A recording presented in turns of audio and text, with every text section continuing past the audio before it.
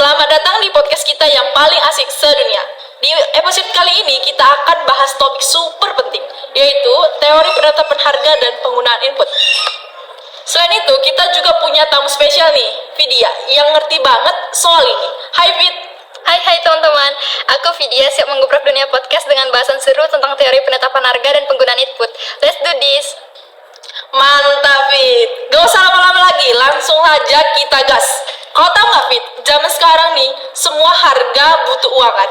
Soalnya sekarang apa-apa pada mahal, harga pada naik, harga kebutuhan pokok juga naik. Tapi harus tetap dibeli kan?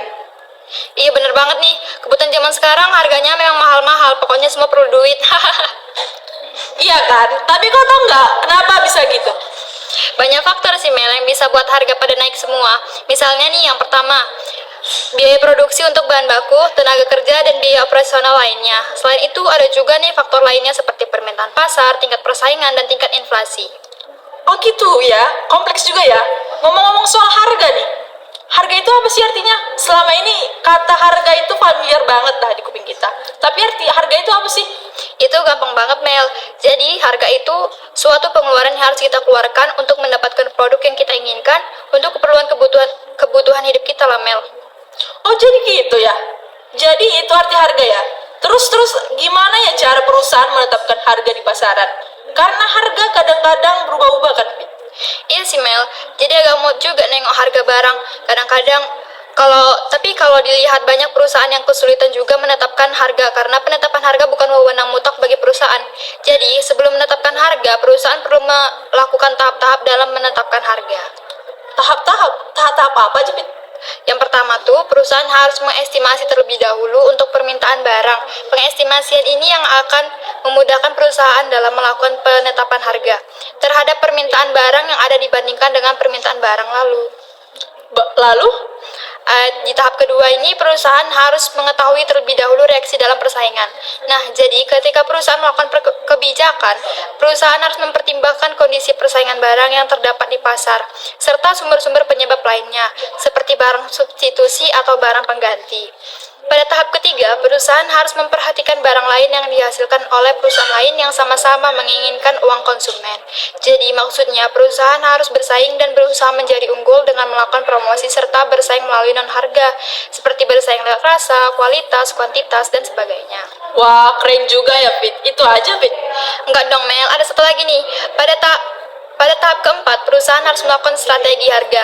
Dan pada tahap terakhir, perusahaan harus mempertimbangkan politik pemasaran. Oh, ternyata kamu tahu banyak ya? Terus gimana caranya agar perusahaan menerima laba? Sedangkan perusahaan tidak bisa memilih wewenang mutlak dalam menetapkan harga. Oke, pertanyaannya bagus nih. Perusahaan dapat melakukan beberapa hal guna mendapatkan laba yang besar seperti menambah produk atau layanan, tampilkan demo yang menarik, tawarkan produk dalam ukuran besar, meningkatkan kualitas produk atau jasa, memperluas target penjualan, selalu berusaha menghubungi calon pembeli yang pernah berinteraksi dengan kita, mengurangi biaya produksi, memanfaatkan koneksi pribadi, dan masih banyak lagi Mel. Oleh karena itu diperlukan strategi pemasaran yang sangat matang. Oh jadi gitu ya strateginya mendapatkan laba. Jadi apa selamanya perusahaan mendapatkan laba dengan menetapkan harga yang sesuai dengan harga produksi? Atau sebaliknya nih, apakah perusahaan bisa menetapkan harga di bawah atau lebih rendah kepada pelanggannya? Ya, itu salah satu kemungkinan sih Mel. Jika perusahaan dapat mengoptimalkan penggunaan input dengan memperbaiki proses produksi, mengadopsi teknologi yang lebih efisien, atau meningkatkan produktivitas tenaga kerja, mereka tuh dapat mengurangi biaya produksi Mel, jadinya harga bisa lebih rendah deh. Oh oke, udah cocok nih kamu jadi pengusaha. Bisa aja kamu. Halo semuanya, di sini kami akan membahas mengenai teori keseimbangan umum dan juga ekonomi kesejahteraan. Nah, aku akan menanya beberapa hal sama Tamariani. Nah, yang pertama terkait tentang materi teori keseimbangan umum. Apa sih sebenarnya keseimbangan umum itu menurut kamu? Nah, kalau menurut saya, keseimbangan umum itu sebenarnya adalah seimbangnya harga beli terhadap harga jual atau seimbangnya permintaan barang dengan penawaran barang, juga keseimbangan antara pengeluaran uang dengan pemasukan uang. Gitu sih kalau menurut aku. Jadi, jika keseimbangan umum merupakan seimbangnya harga beli terhadap harga jual, bagaimana keseimbangan umum dapat terjadi sih? Soalnya aku masih kurang paham.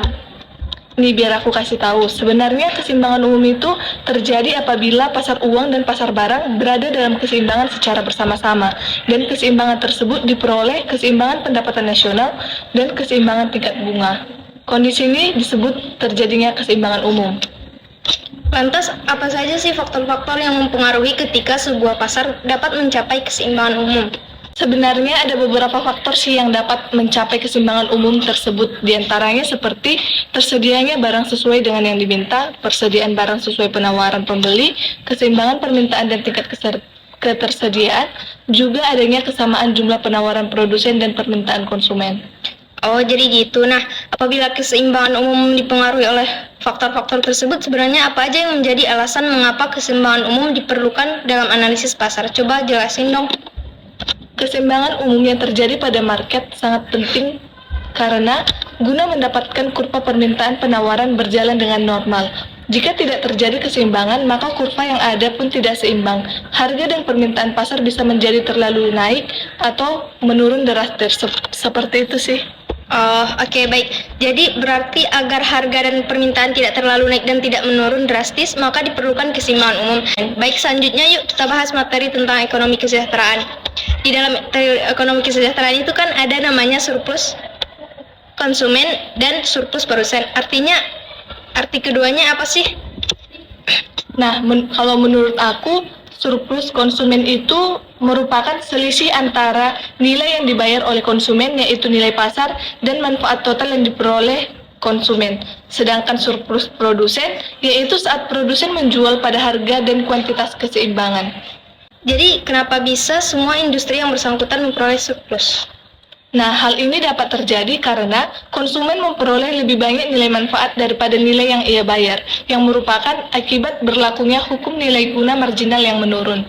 Oh gitu, makasih ya Tamaria udah mau jelasin mengenai teori keseimbangan umum dan juga ekonomi kesejahteraan. Aku jadi lebih tahu nih sekarang. Oke, sama-sama.